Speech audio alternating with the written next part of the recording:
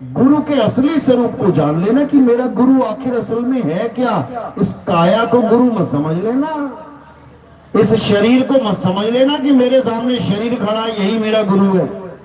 गुरु का स्वरूप कुछ और है।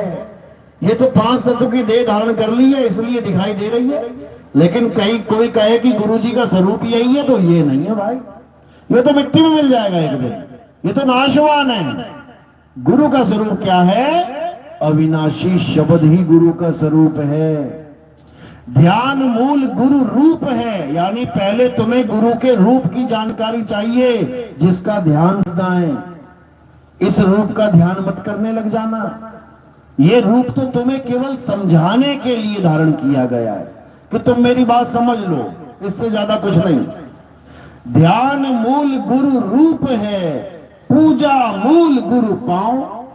पूजा करनी है तो गुरु के चरण ढूंढो, कहां पे? ये वाले नहीं, एक और चरण है गुरु जी के। हनुमान चालीसा पढ़िए ना, सबसे पहले उन्हीं चरणों की वंदना है। क्या बोला गया पहले? श्री गुरु चरण सरोज रज, निज मुन मुकर सुधार, और बरनय रघुबर बिमल जसु, जो दायकु फल 4। अब ये फल 4 क्या है? ना तो ये पता किसी को ये 4 फल क्या है, और ना ये पता कि गुरु के चरण कहाँ है। तो ध्यान क्या करेगा? कुछ नहीं कर पाएगा। आरती गाएगा बस, चालीसा पढ़ेगा और जन्म गवाएगा, ना उसके भेद को समझ पाएगा। ध्यान मूल गुरु रूप है, पहले गुरु का रूप जानो। गुरु का रूप क्या है? पूजा मूल गुरु पांव, फिर पूजा की विधि जानो कि कैसे पांव की पूजा होगी।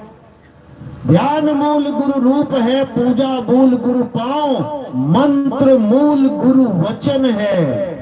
मंत्र का मतलब ये नहीं गुरु जी कोई मंत्र जपवा देगा उसी को रटते रहो, बिल्कुल नहीं। मंत्र मूल गुरु वचन है, जो गुरु तुम्हें वचन करेगा, जो तुम्हें भेद समझाएगा, वही है असली मंत्र।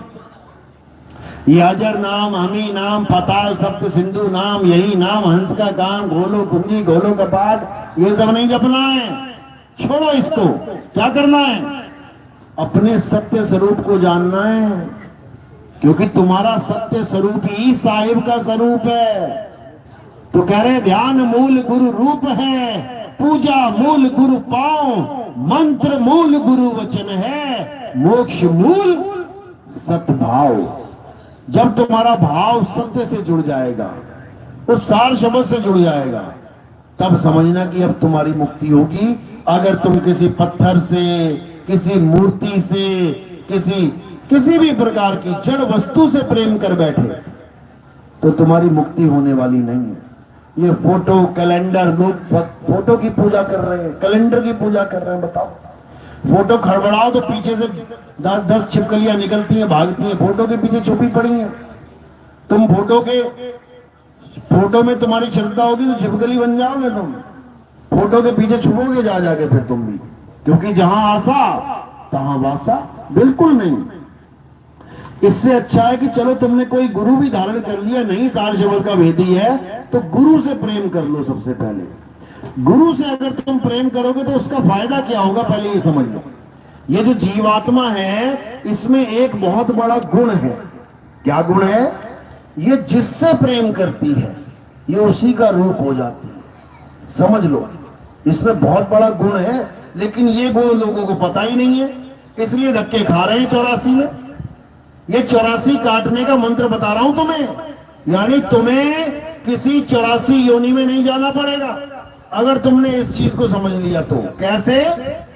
ये जीवात्मा जिससे प्रेम करेगी ये उसी का रूप हो जाती है। जैसे आपने एक कहानी सुनी होगी, एक बहुत बड़ा ऋषि था, सारी उम्र हरे राम राधे राधे राधे ओम नमः शिवाय पता नहीं क्या क्या जपता रहा, सारे मंत्र वंत्र सब जप लिए, वेद पुराण सब पढ़ लिए, बूढ़ा हो गया, मरने वाली हालत हो गई। फिर क्या हुआ?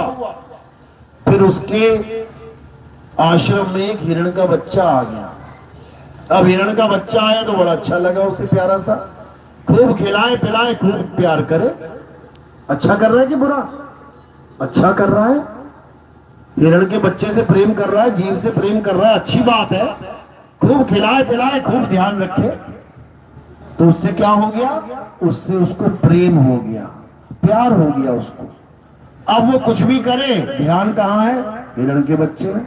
कोई पूजा करे, पाठ करे, ध्यान कहां है, हिरण के बच्चे में। कुछ भी करे, ध्यान कहां है, हिरण के बच्चे में। तो क्या हुआ फिर एक दिन बैठा था ध्यान में, नाम जप रहा था, राधे राधे राधे राम राम राम राम। इतने में मृत्यु आ गई, और जैसे मृत्यु आई तो ध्यान कहां है, हिरण के बच्चे में। तो क्या हो गया, वो हिरण के बच्चा बन के आ गया, हिरण के गर्भ में चला गया। क्यों? क्योंकि प्रेम हिरण से कर बैठा वो। इसी प्रकार अगर कोई पीपल से प्रेम कर बैठे तो अगला जन्म किसका मिलने वाला है, पीपल बनेगा वो। अगर वो तुलसी से प्रेम कर बैठे तो अगला जन्म तुलसी का होने वाला है उसका। अगर वो किसी गाय माता से प्रेम कर बैठे तो गाय का ही जन्म मिलने वाला है उसको। और ये मत सोचना गाय बड़ी खुश होती है, देखो उसकी आंखें जाके, कोई भी गाय रास्ते में मिले आंख देख लेना उसकी, क्या मिलेगा उसमें, ये काला सा एक यहाँ पे तुम्हें दाग मिलेगा लंबा सा। क्या है वो, क्या है, काजल लगाया था क्या है, आंसू है।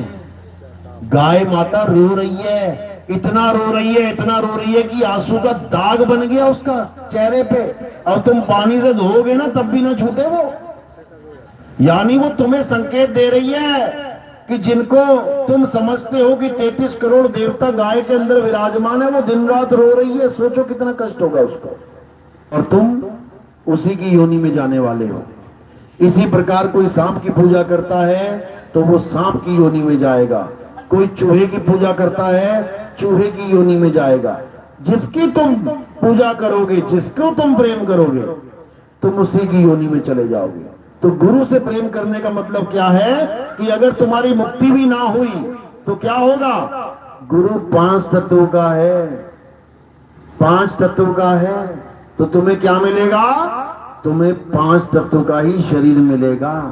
याद रखो, ये गुरु से प्रेम करने का नतीजा है।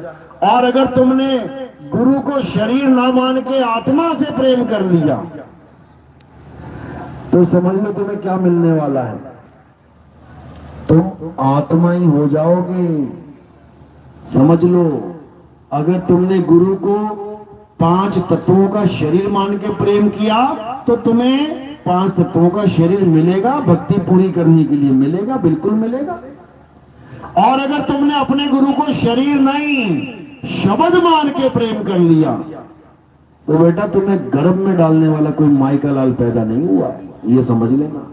इसीलिए कबीर साहब क्या कह रहे हैं, जग मर्यादा कारणे अरे गुरु किया रामानंद, शब्द हमारा गुरु है सदा हमारे संग।